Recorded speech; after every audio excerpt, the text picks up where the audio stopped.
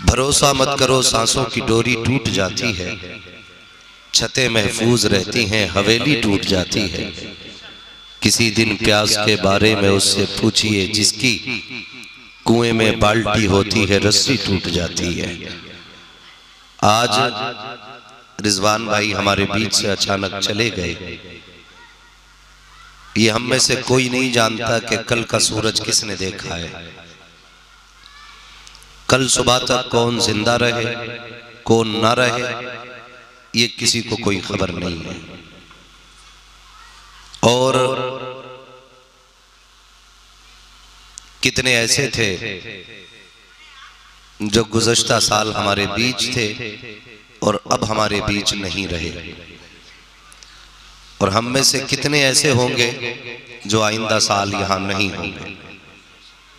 लेकिन याद रखिएगा, किसी के जाने से दुनिया में कोई कमी नजर नहीं आती है। एक जाता है दूसरा उसकी जगह ले लेता है, दूसरा जाता है तीसरा आ जाता है, तीसरा जाता है चौथा आ जाता है। ये कभी कोई ये ना समझे कि हम जाएंगे तो फिर हमारे बाद क्या होगा। तुम चले जाओगे, तुम्हारे जैसे और सैकड़ों तैयार हो जाएंगे। जिंदगी नाज न कर तेरा भरोसा क्या है, आदमी रेत की दीवार है रखा क्या है। भाई चलते फिरते मौतें हो रही हैं। थोड़ी देर पहले हम फोन पे बात करते हैं, फिर खबर आती है फलां का इंतकाल हो गया। फिर हम कहते हैं यार अभी तो मेरी बात हुई थी।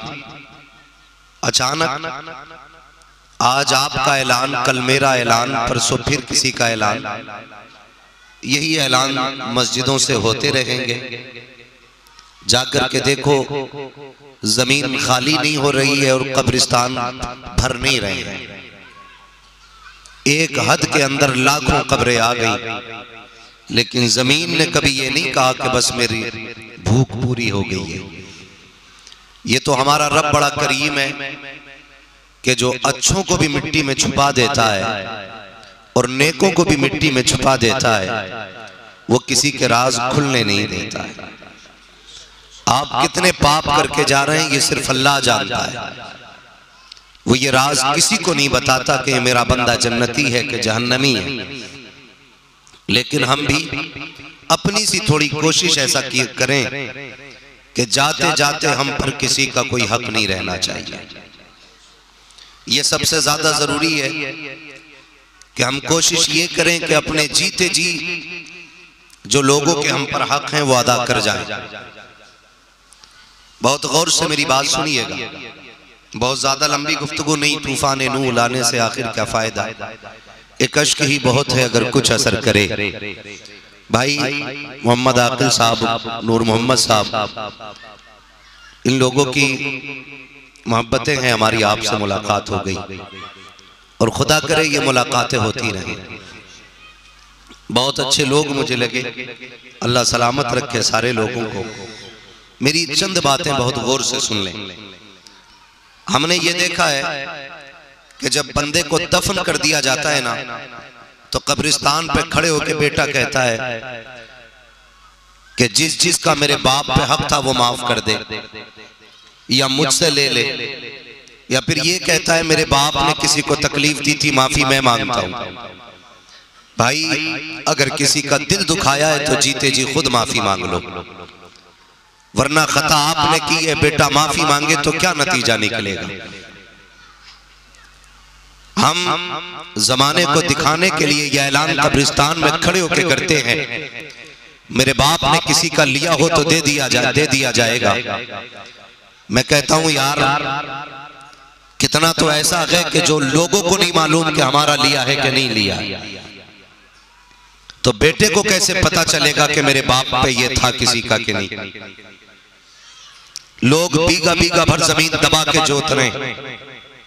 आज आप एक एक बीघा कोना दबा के खेती करो, कल कब्र पे खड़े होकर बेटा कहे माफी मांगता हूं मैं, कोई नतीजा है?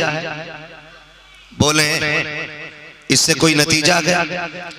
हक आपने मारा है तो माफी आप मांगिए। थप्पड़ अगर मैंने किसी के मारा है, कल मेरा बेटा माफी मांगे, नतीजा क्या होगा?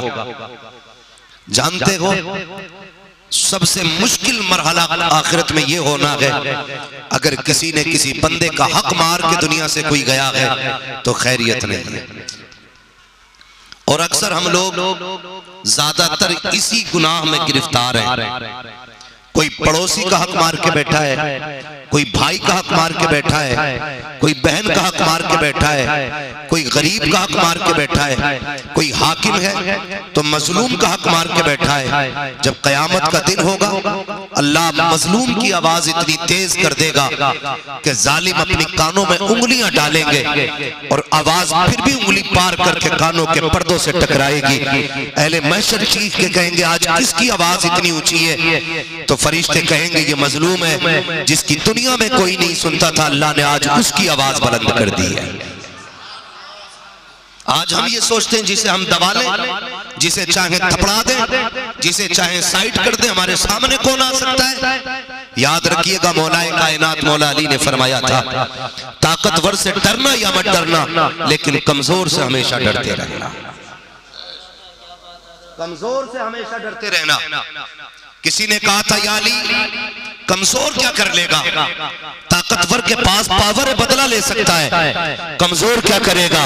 हजरत अली ने फरमाया था जब ताकतवर बदला लेता है अपनी औकात के हिसाब से लेता है, लेकिन अगर कमजोर को सताया जाता है उसकी आह अर्श इलाही से टकराती है और वो अपना बदला खुद नहीं लेता है बल्कि उसका बदला परवरदिगार लिया करता है। वाह वाह सुभान अल्लाह सुभान अल्लाह। लेकिन होता क्या है आज सारी मुसीबतें कमजोर पे तोड़ी जा रही है।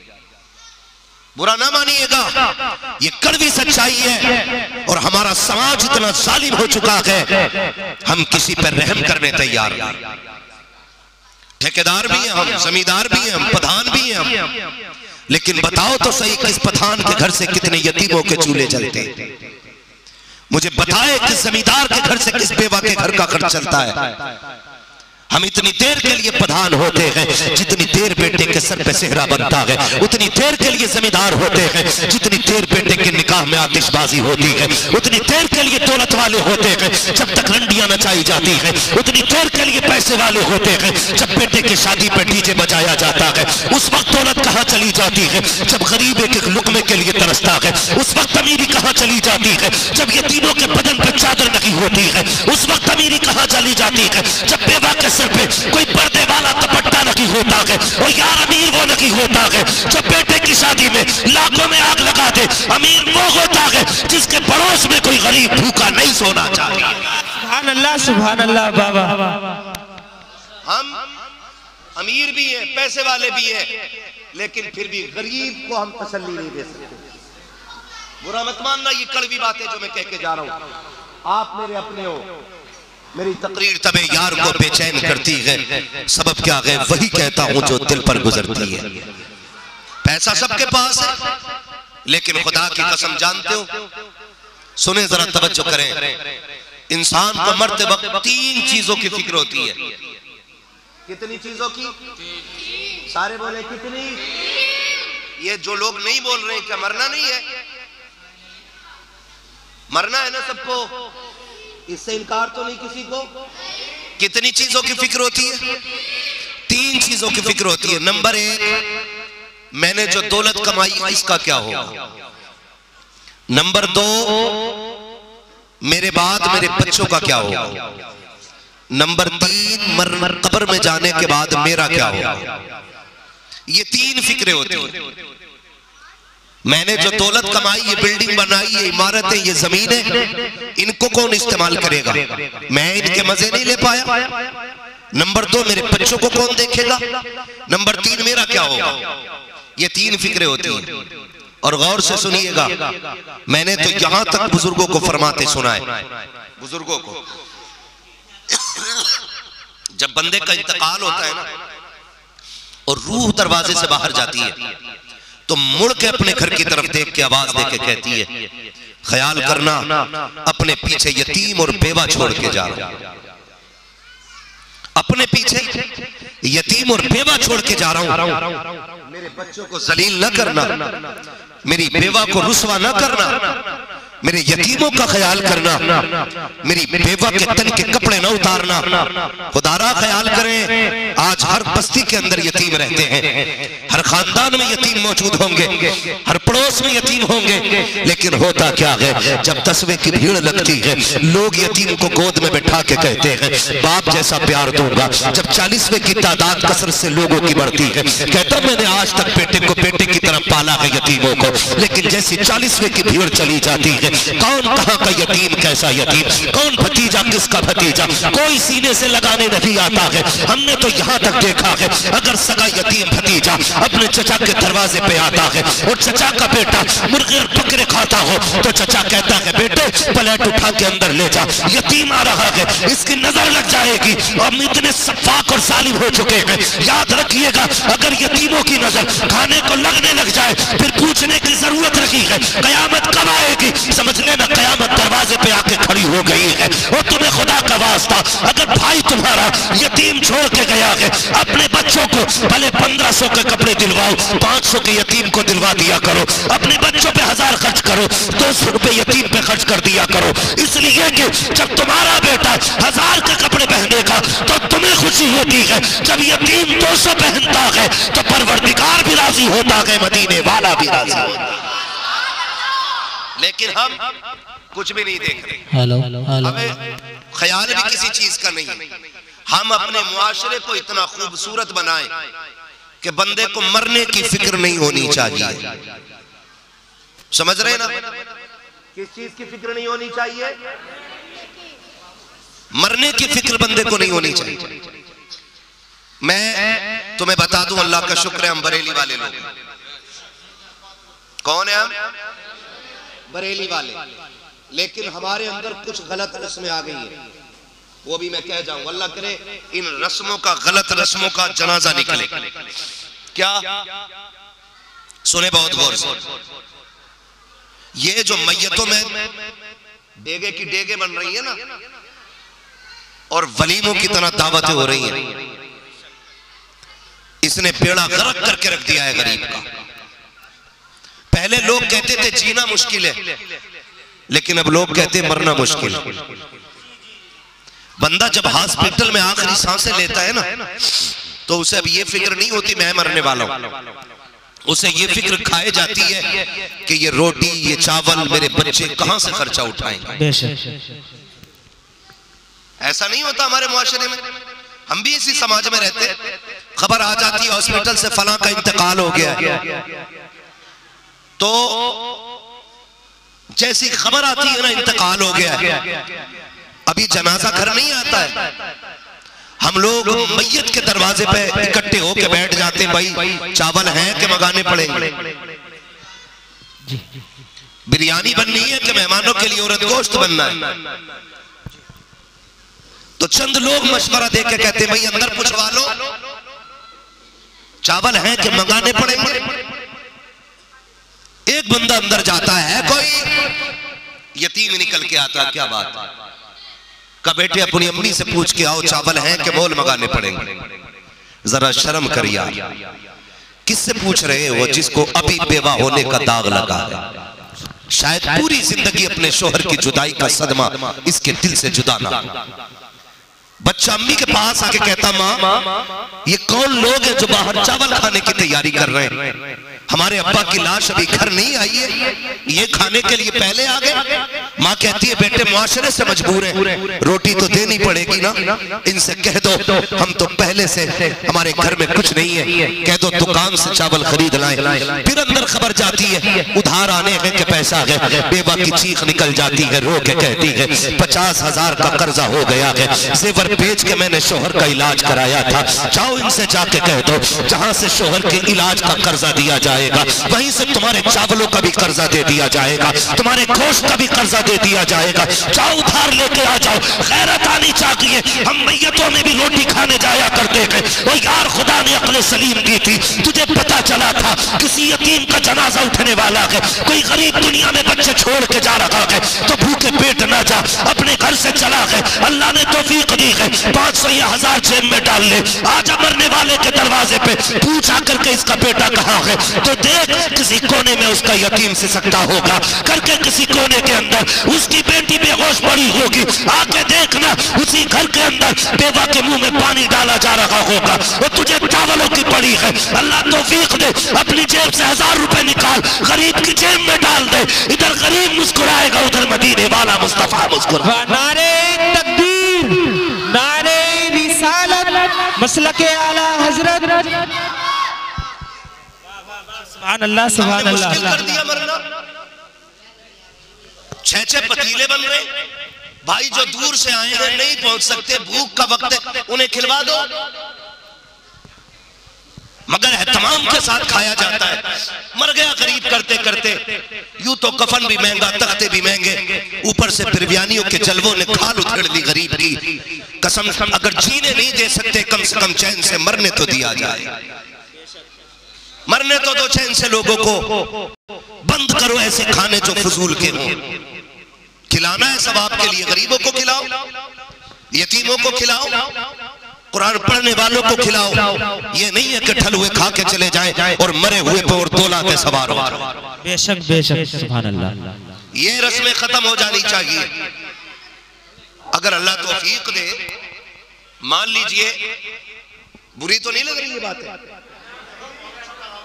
अगर लग भी रही होंगी तो फर्क नहीं पड़ता है, मैं आईना को दिखाऊंगा दाग चेहरे के, जिसे खराब लगे सामने से हटे, और साफ सी बात है। इस चीज ने बेड़ा गर्क करके रख दिया गरीब। सोच रहे लोग क्या होगा हमारे मरने के बाद, हमें बिरयानी की पड़ी है, हमें उर्दू की पड़ी है। अगर अल्लाह ने तौफीक दी है ना, तो जितने का खाना खा जाते हैं ना हम लोग, उतने से किसी गरीब के घर का कर्जा उतारा जा सकता है। नहीं उतार सकते हम लोग कर्जा? उतार सकते हैं कि नहीं? उतार सकते हैं कि नहीं? हाँ, हम लोगों का रिवाज देखो, शादी होती है तो वहां लिफाफा लेके जा रहे हैं, जहां जरूरत नहीं है वहां लिफाफे में 1500 डाल के लेके जा रहा है, और नियत ये है मैं 1000 दूंगा तो ये 1100 देगा, मैं 500 दूंगा तो ये 600 देगा। खुदा ना खास्ता जिसे तुमने लिफाफा दिया वो मर गया, और बच्चों को पता भी नहीं हमारे बाप पे कर्जा है, क्या बनेगा जानते हो? एक पैसे के बदले में ना 700 नमाजें ली जाएंगी, वो भी वो जो कबूल हुई होंगी। हाँ, जिसके अकाउंट में किसी का 500 रुपए का कर्जा है, भरेगा वो?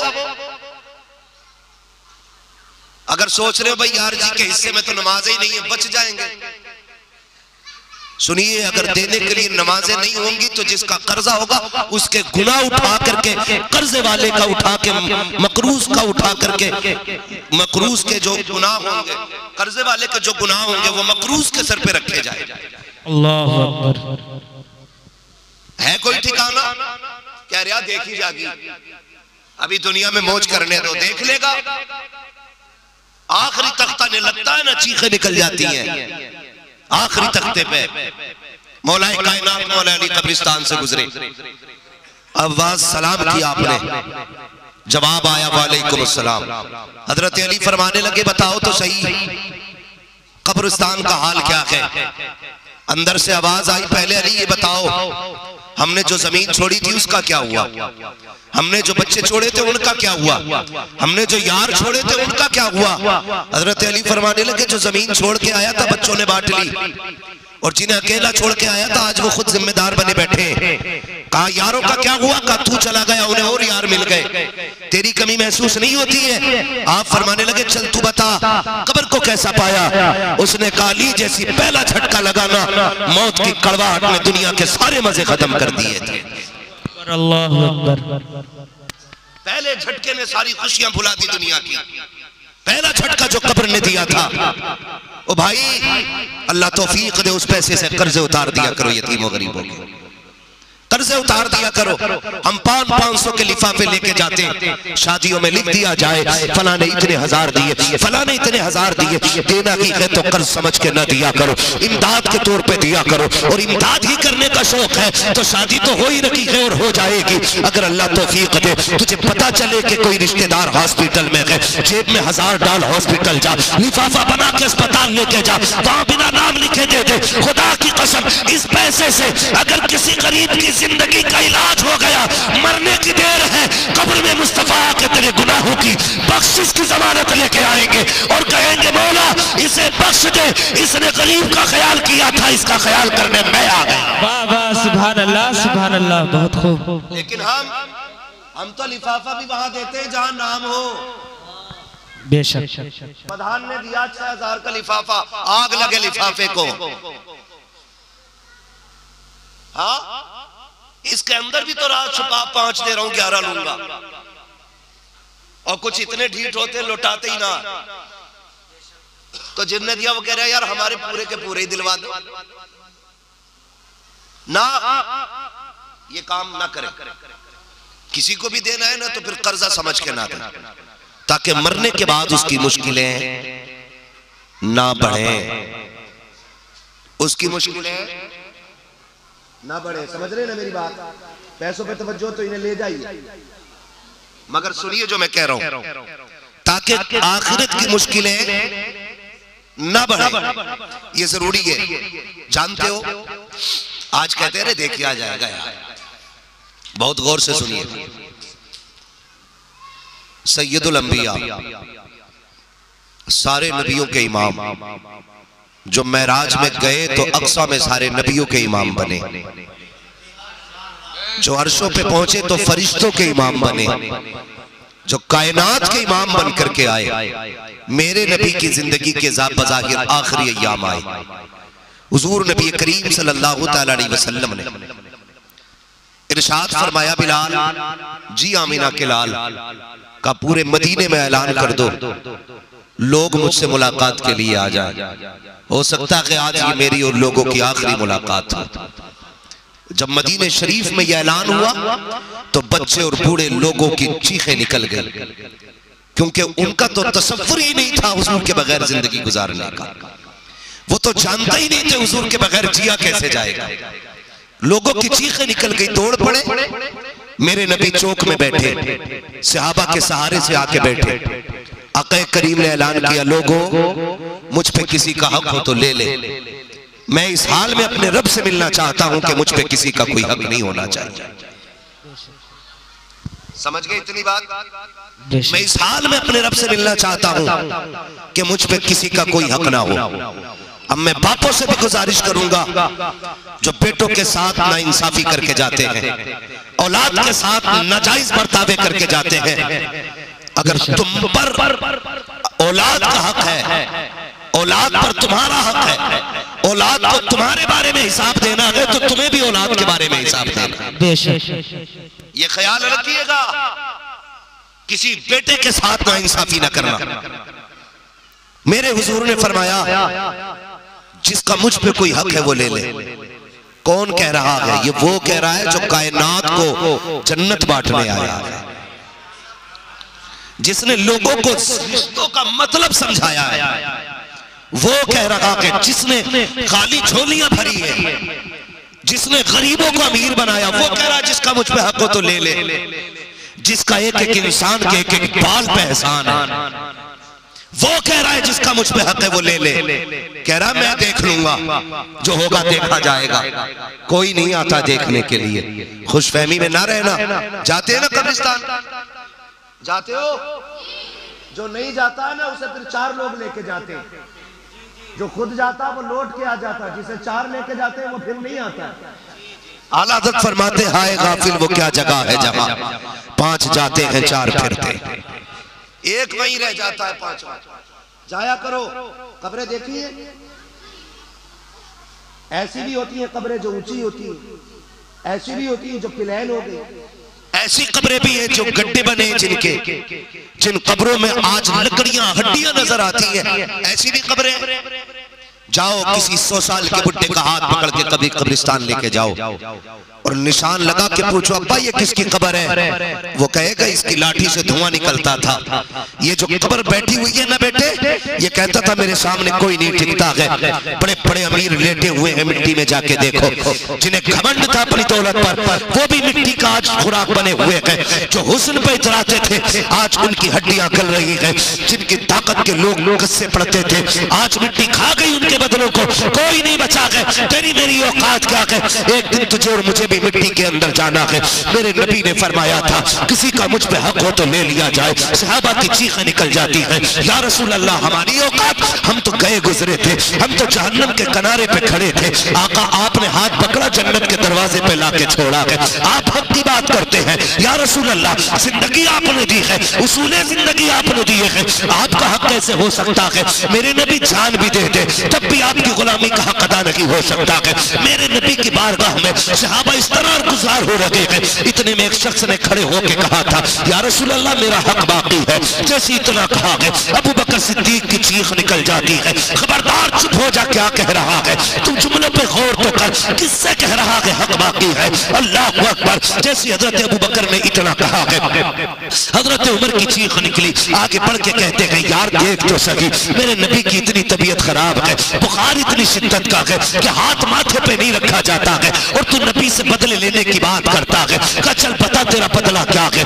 उसने कहा कि एक दिन मैं सब में खड़ा था, हुजूर सबको सीधा कर रखे थे, हुजूर के हाथ में कोड़ा था, हुजूर ने जब कोड़े को घुमाया मेरी कमर पे लग गया था, आज मुझे अपने कोड़े का बदला चाहिए। जैसे इतना सहाबा ने सुना चीखें निकल जाती है, सफे मातम बिछ जाती है, होश तो कर। हजरत उमर चाहते थे आगे बढ़ के सवाल पकड़ ले, लेकिन नबी ने इशारा कर दिया उमर खबरदार आगे न बढ़ना, ये मेरा और मेरे उम्मती का मामला है, आज हक का मामला है, जिसका जो भी हक होगा वो दिया जाएगा। ये मेरे नबी कह रहे हैं। अल्लाह अकबर। आका करीम फरमाते हैं लेने तो सहाबा, बता प्यारे क्या हक है, का मेरे कोड़ा लगा था। आका करीम फरमाते हैं जाओ सलमान मेरी बेटी फातिमा के घर चले जाओ, उनसे जाके कहना वो जो कोड़ा रखा हुआ है वो दे दिया जाए। सलमान दौड़े दौड़े गए हैं, सैयदा कायनात जन्नत के दरवाजे पे गए, दस्तक हुई, आवाज आई, मंदक्कल बाप कौन दरवाजे पे आया है। कहा मैं तुम्हारा चचा सलमान हूँ। चचा कैसे आना हुआ? कहा हुजूर ने कोड़ा मंगाया है। क्या जरूरत पड़ गई मेरे बाबा को, मेरे बाबा की तो तबीयत खराब है,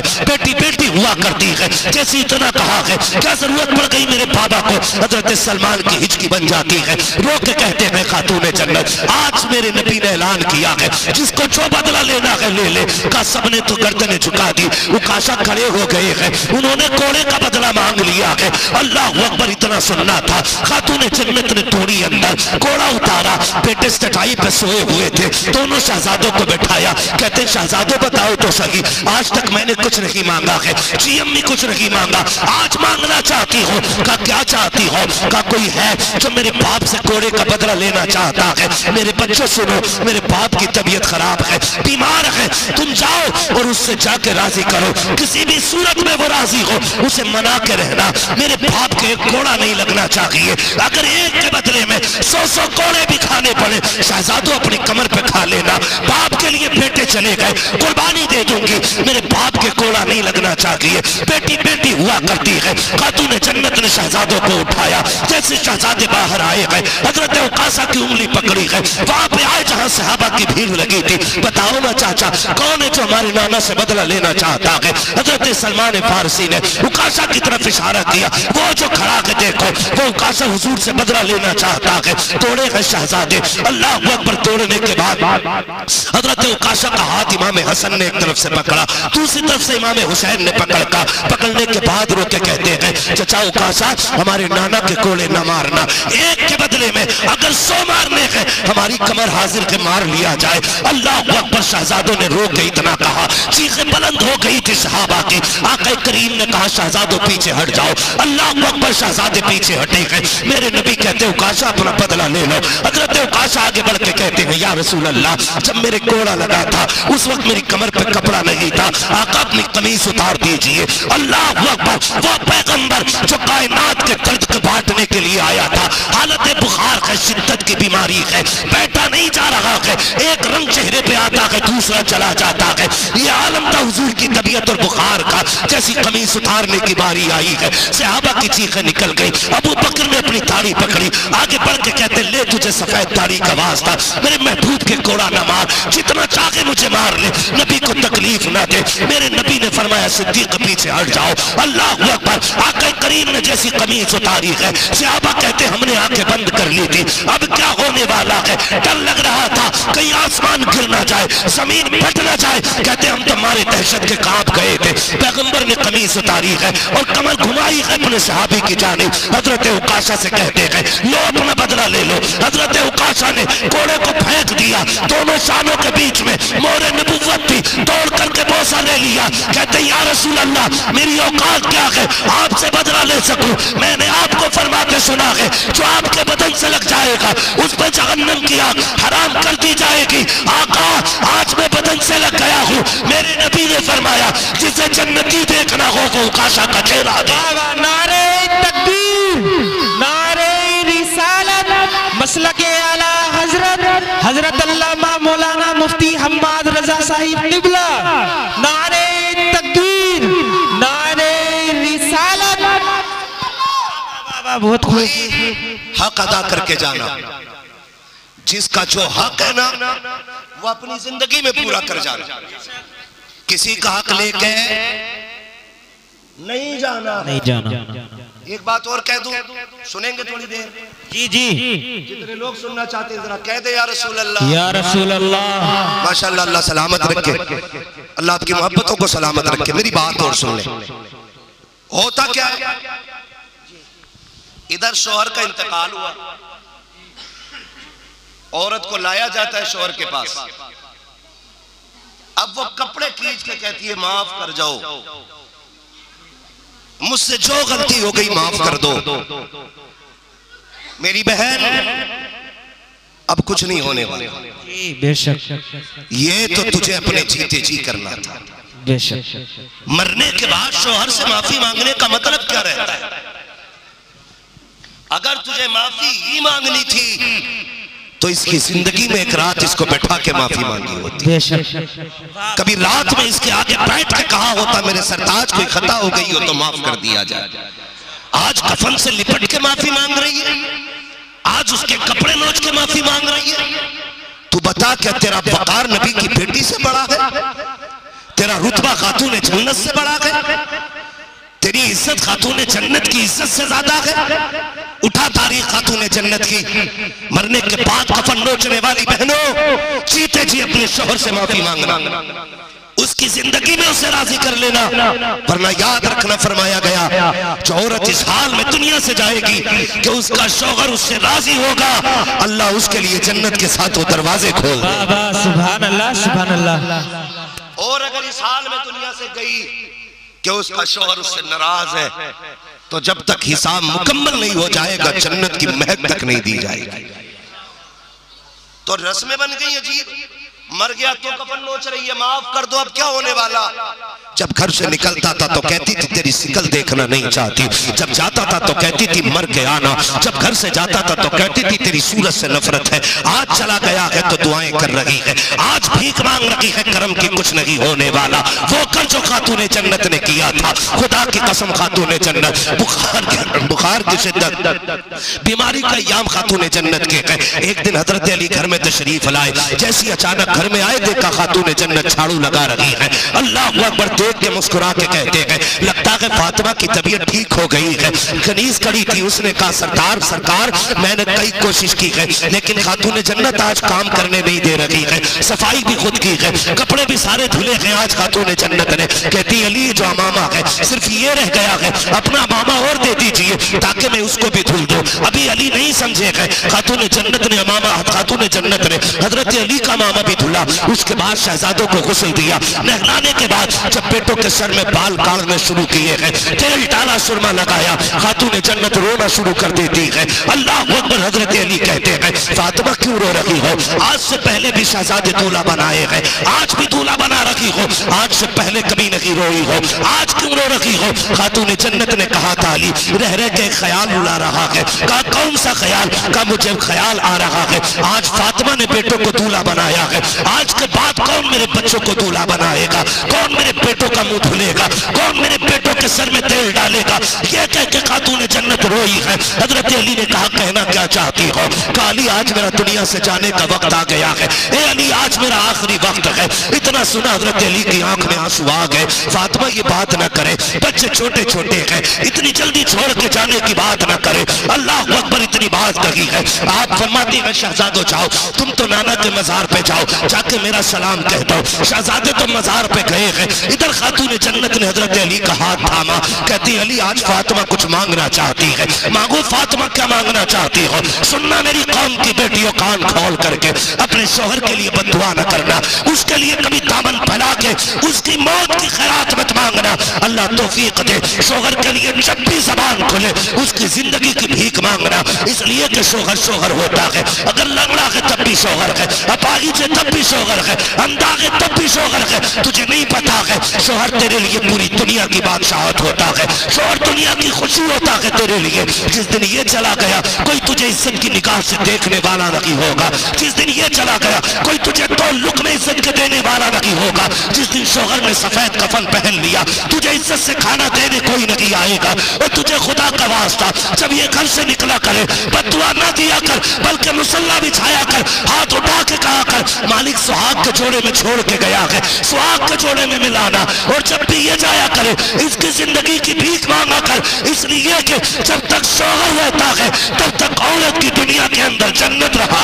सुभान अल्लाह, सुभान अल्लाह। बहुत खूब हजरत, बहुत खूब। तवज्जो करें बहुत गौर से। हमारी बहनें बददुआ बहुत करती हैं, बात बात पे झगड़ा, किचन में से ही आवाज आती है अल्लाह करे तेरी शिकल ना देखूं, तो वो भी कह रहा जा मैं भी तुझे नहीं देखना चाहता। 2 मिनट बाद खबर आती है चौराहे पे गाड़ी टकरा गई, एक्सीडेंट हो गया। फिर कितनी हमदर्द बन जाती है, फिर बेहोश भी होगी, लोग मुंह में पानी डालें, फिर पता चलता है कौन सी दौलत चली गई है। मेरी बहन तेरी शोहर, तेरा शोहर तेरी सबसे बड़ी दौलत है। और ये भी मत सोचना शोहर ना होगा तो बेटे हैं, बेटे तो बेटे होते हैं, शोहर शोहर होता है। बेशक ये बात याद रखना, शोहर जो तुझे समझ सकता है तेरे बेटे तुझे नहीं समझ सकते। इसलिए कभी बेटों के धोखे में आकर शोहर से बगावत न करना, कभी मत बगावत करना। खातून जन्नत ने हाथ पकड़ा हजरत अली का, काली जरा कुछ बात करनी है तन्हाई में। अली आ गया, फातिमा बात क्या है? काली रात मैंने तहज्जुद की नमाज पढ़ी ना, फजर के इंतजार में मुसल्ले पे बैठी थी, मेरी आंख लग गई, ख्वाब में मेरे बाबा तशरीफ लाए थे और हुजूर ने फरमाया था फातिमा मेरी बेटी 6 महीने से मेरे गम में रो रही है, आज तूने सहरी अली के दस्तरखान पे खाई है, इफ्तार तुझे मेरे दस्तरखान पे करना है, इफ्तार मेरे दस्तरखान पे करना है। इसलिए अली, इसलिए फातिमा तैयारी कर ले बेटी मैं लेने आया हूं। अल्लाह अकबर, इतनी बात कही और रोने लगी। काली आज मुझे जाना है, हाथ पकड़ा, दामन पकड़ा अपना। काली एक हाथ, एक दामन मेरा अपने हाथ में ले। दामन का एक कोना हज़रत अली ने अपने हाथ में पकड़ा, दूसरा कोना खातून जन्नत ने अपने हाथ में पकड़ा और एक हाथ अली का अपने हाथ में लेके कहने लगी अली इतनी जिंदगी आपके साथ गुजारी, कोई गलती हो गई हो तो माफ कर दे। मैंने अली आज तक कुछ नहीं मांगा, मुझसे कोई गलती हो गई हो तो माफ कर दिया जाए। हजरत अली की चीख निकल जाती है, कहते खातून जन्नत तुम तो सैयदुल अंबिया की बेटी हो, तुम्हें तो शहजादियों वाला आराम मिलना चाहिए था, तुम्हारी खिदमत में कनीज़ें होनी चाहिए थी, लेकिन फातिमा जब से मेरे घर आई हो सिवाय दुख के तुम्हें कुछ नहीं मिला है, फाकों के सिवा तुमने कुछ नहीं देखा है। ए फातिमा माफी तो मुझे मांगनी चाहिए, तुमसे कैसी गलती हो सकती है, तुमसे कौन सी कोताही हो सकती है, किस कोताही की बात करते हो? अब जरा गौर करना खातून जन्नत के जुमलों पर। आप कहती हैं अली मैं बीवी हूँ, तुम मेरे शोहर हो, ऐसा हुआ होगा आपने मुझे खाने का हुक्म दिया हो, देने में ताखीर हो गई हो, कपड़े धोने को बोला हो, मुझसे देर हो गई हो, अली तुमने किसी काम को कहा हो, पूरा करने में ताखीर हो गई हो, ए अली मुझे माफ कर दिया जाए। अली की चीख निकली है, कहते खातून जन्नत मैंने तुझे माफ किया, तू भी वादा कर कि नाना के मुस्तफा के सामने मेरी शिकायत न करना, मेरी बारे में कुछ न कहना, वरना अली तो मर जाएगा, अली बेमौत मारा जाएगा अगर तुमने शिकायत कर दी। खातून जन्नत कहती है अली कैसी बात करते हो, बस इतना बता दो मुझसे राजी हो के नहीं, इतना बताओ राजी हो के नहीं। ये खातून जन्नत है जो जाते जाते माफी मांग रही है, क्या इन्हें नहीं पता था कि मरने के बाद देखा जाएगा। अल्लाह अकबर, खातून जन्नत ने माफी मांगी। अगली बात हजरत अली से कही, कहने लगी ए अली मेरे बाद तुम दूसरा निकाह करोगे, अपनी बीवी के साथ जिंदगी गुजारोगे। ये देखो बेटे छोड़ के जा रही हूँ, बेटी छोड़ के जा रही हूँ, 29 दिन उन बीवी के साथ रहना, लेकिन एक दिन मेरे बच्चों के साथ गुजार लिया करना, मेरे बच्चों के साथ एक दिन गुजार लेना, इसलिए कि मेरे बच्चे मेरे बगैर कभी तन्हाई महसूस न कर पाए। अल्लाह अकबर। अब खातून जन्नत का अगला जुमला सुने, फरमाती है ए अली अगर मैं कब्रिस्तान चली जाऊं, वक्त मिल जाया करे, एक दिन मेरी कब्र पे भी आ जाया करना, मुझे तुम्हारे आने का इंतजार रहा करेगा। अल्लाह अकबर। ये खातून जन्नत है, मामले साफ करके जा रही है। फिर उसके बाद अली कहते हैं खातून जन्नत अंदर चली गई और कमरा बंद किया, कहते पता नहीं चला क्या हुआ, अलबत्ता इतना है कि जब वो अंदर गई वो ये दुआ करती है, ए मेरे परवरदिगार मैंने जिब्रील से भी हया की है, मिकाईल से भी मुझे शर्म आती है, अब इजराइल को न भेजना, मेरी रूह खुद निकाल ले जैसे तेरी मर्जी चाहे, लेकिन मेरे मालिक मेरे पास मलाकुल मौत को न भेजना, मुझे हया आएगी। कहते अंदर से आवाज आ रही थी, या अय्युहन नफ्सुल मुतमइन्ना इरजिई इला रब्बिकी रादियतन मर्दिय्या फदखुली फी इबादी फदखुली जन्नती। खुदा की कसम अली कहते हैं फातिमा ऐसे मामले निपटा के गई कि रब ने खुद उसके जिस्म से उसकी रूह अपने दस्ते कुदरत से निकाला। सुभान अल्लाह। नारे तकबीर, नारे रिसालत, मसलके आला हजरत, नारे तकबीर। मेरी बहनों जीते जी अपने शोहरों से मामला साफ करो, माफी तलाफी जिससे करनी है जीते जी करो। मेरे भाइयों आप भी अपने जीते जी अपने मामला फाइनल करें, मरने के बाद का इंतजार ना करना। बेटे दे देंगे, बड़ी जमीन पड़ी है बेच के दे देंगे, किसी का बेटा नहीं देता है। हमने बड़े बड़े दौलत वालों के बेटों को बाप की दौलत पे डांस करते देखा है। हाँ, अपने मामला खुद निपटा के जाना, खुद निपटा के जाओ अपने मामले। किसी का दिल दुखाया है तो माफी मांग लो, किसी का हक मारा है तो दे दो यार, कोई चीज नहीं है ये। हाँ, लाख 2 लाख से क्या बिगड़ता है, रज़ाक अल्लाह है। मगर हम ये सोचते हैं कि जितनी पैदावार होती है ना पड़ोसी की मैंड में ही होती है। जब भी जा रहा खेत पूरे दिया वहीं जाके, रज़ाक अल्लाह है। नेक नियत करके अपनी छोड़ दे, अल्लाह खेत के किसी कोने में तेरे हिस्से के रिस्क में बरकतें अता फरमाएगा। करेंगे इंशाअल्लाह, सारे बोले इंशाअल्लाह। ये जो गलत रस्में हैं इनसे बाहर निकले, जो खाना जिसका हक है वही खाया करे। अल्लाह ने आपको देने वाला बनाया है तो लुटेरे ना बने। और एक बात और कह जाऊं, अपनी बेटियों के निकाह अपनी जिंदगी में कर जाना। आखिरी बात, ऐसे माइक पे अगर 2 दिन बोलने तो 6 महीने आराम करेंगे, और यहाँ तो रोज बोलना रहता है। मगर ये आप लोगों की मोहब्बत प्यार से सुन रहे हैं तो मैं हिम्मत करके बात कर रहा हूं। अपने हाथ से अपनी बेटियों के हाथ भी लेकर जाना। ये मत देखा करो कि ऊंचा रिश्ता मिलेगा, पैसे वाला मिलेगा तब रिश्ता करेंगे। बच्चों की उम्र हो जाए जल्दी निकाह कर दो, इसलिए कि तुम्हारे बाद तुम्हारे बच्चों के साथ क्या होना ये तुम नहीं जानते।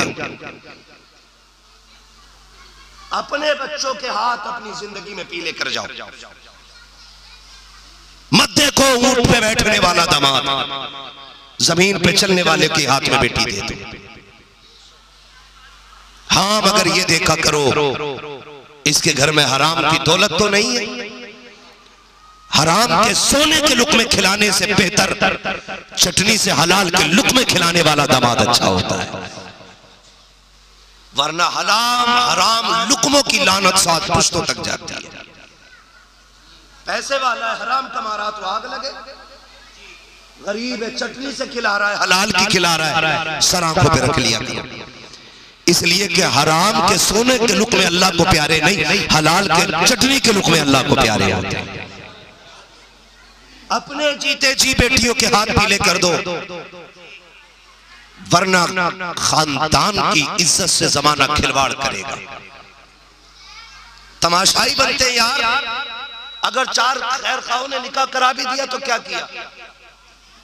हाँ भाई, हम देखते हैं, कहते इज्तिमाई निकाह हो रहे हैं, इज्तिमाई निकाह आज 100 निकाह हुए, कल 150 कराए गए, लेकिन साथ में जलील किया जाता है उनका फोटो डाल के अखबार में। देखना अखबार, जहां 70 दूल्हे बैठे हो लाइन से, एक का मुंह जनाजे से ज्यादा खिला हुआ नहीं लगता। बने दूल्हा होते हैं, मुंह जनाजों की तरह लटके होते। क्यों? क्यों? उसकी वजह ही होती है दूल्हा सबसे ज्यादा खुश होना चाहिए, लेकिन फोटो लेते वक्त उसे जलील किया जाता है। उसे एहसास होता, काश अगर मैं भी किसी लायक होता ना, आज यहाँ बैठ के जलील ना होता, मैं भी इज्जत से किसी के घर का दामाद बनता। अगर दे रहे ना 60,000 के जहेज में निकाह करा रहे यार, वो 60 वाला भी अपने घर रख ले। ऐसे भी हुजूर के उम्मती मौजूद है, खाली हाथ निकाह करके ले जाएंगे, यहाँ खाली हाथ रहेंगे, क़यामत में जन्नत का परवाना मुस्तफा अता फरमा देंगे। है तो निकाह भी किए जा रहे गरीबों के, तो जलील करके। और बेटियों से गुजारिश करूंगा, खुदारा माँ बाप की इज्जत का खास ख्याल किया करें। किसी का गाड़ी, बंगला, दौलत, कोई भी पैसे वाला तुम्हें इतना प्यार नहीं दे सकता जितना तुम्हारा बाप तुम्हें प्यार दे सकता है। ये सीधी सी बात है। जो बेटियां किसी चोनू मोनू जानू सोनू के चक्कर में आके बाप का मुकाला करके चली जाती है ना, पूरी जिंदगी परेशान रहेगी। इसलिए मेरी बहनों, आपसे भी गुजारिश है, अपने बाप की रजा के साथ आप निकाह करें, इज्जत के साथ परिवार में रहें, खानदान आबाद करें, अल्लाह तुम्हारी नस्लों को आबाद करे।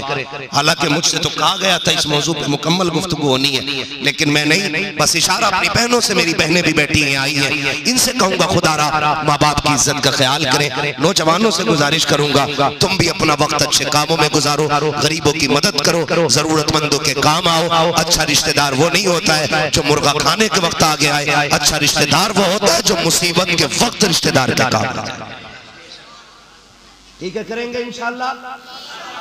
जरूरत पे फोन तो बंद नहीं करेंगे। हाँ, ये होता है, रिश्तेदार बीमार है तो फोन बंद कर लिया, पैसे ना मांग ले, और धोखे से लग गया और लल्ला ने उठा लिया तो पता क्या कह मैं क्या बात थी, ना पैसे चाहिए थे। अरे पगली, कल ही कह देती इस बात को। मरीज आप आज बना, वो कल पैसे क्यों मांगती भाई? उल्लू बनाने का ये एक आसान तरीका कि मुझसे अभी ले गया वो, और लेके कोई नहीं जाता। अगर तुम्हारा पैसा अपनों के काम नहीं आया तो आग लगे ऐसे पैसे को। बेशक जरूरतमंदों के काम आया करो, अल्लाह तुम्हारे काम अपनी कुदरत से पूरे कर देगा। जो काम तवाओं से नहीं चलते वो दुआओं से चल जाया करते हैं। अल्लाह ताला हमारे मुआशरे को अच्छे काम करने की तौफीक अता फरमाए, और सारे मुआशरे को अल्लाह अच्छे रिश्तेदार अता फरमाए। अच्छे रिश्तेदार मिलना भी बड़ा मुश्किल काम, बड़ा मुश्किल काम, बड़ा मुश्किल काम है। अच्छे रिश्तेदार नहीं मिलते। अच्छा बैल मिल जाएगा, अच्छा बकरा मिल जाएगा, कोहिनूर हीरा मिल जाएगा, अच्छे रिश्तेदार मिलना मुश्किल। बेशक अच्छा रिश्तेदार कौन होता है?